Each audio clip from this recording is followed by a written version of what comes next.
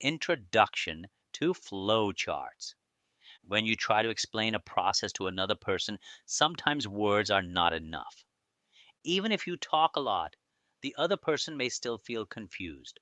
But when you draw something, the idea becomes clear very quickly. The human mind understands things better when it can see them. For example, if you want to explain how water moves through pipes, drawing a picture is much easier than using long explanations. In daily life, we often draw small sketches while explaining something to a friend. This is because pictures show steps faster and more clearly than long paragraphs. In the same way, when we learn programming, we can use visual diagrams to understand how a program works from start to end. This visual diagram is called a flowchart. A flowchart is a visual way to explain logic. It is not written in sentences, and it is not written in C# code. It is a diagram made using simple shapes that are connected with arrows. Each shape has a meaning. One shape shows the start of the program. Another shape shows input, like asking the user for information. Another shape is used for checking conditions, such as yes or no decisions. Some shapes are used to show output, like displaying a result. The arrows show the direction of the program. They tell us which step comes next. You simply follow the arrows and understand how the program moves step by step. The best thing is that you do not need any technical background to understand a flow chart. Even a person who does not know C# can understand the logic by just looking at the diagram. A flow chart is like a map that you see before starting a journey. Suppose we want to check whether a person is allowed to apply for a driving license. Instead of writing C# code immediately, we first draw a flow chart.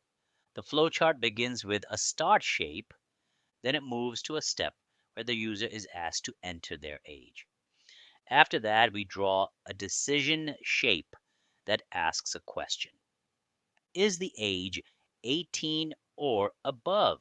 If the answer is yes, the arrow moves to a box that says eligible for license. If the answer is no, the arrow moves to another box that says not eligible.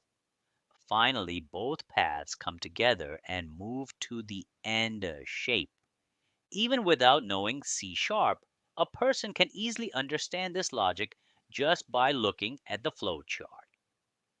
Flowcharts are very helpful for C# developers because they separate thinking from typing.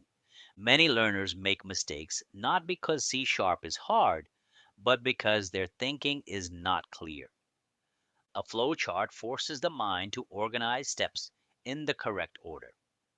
When the logic is clear in the diagram, writing C# code becomes easy.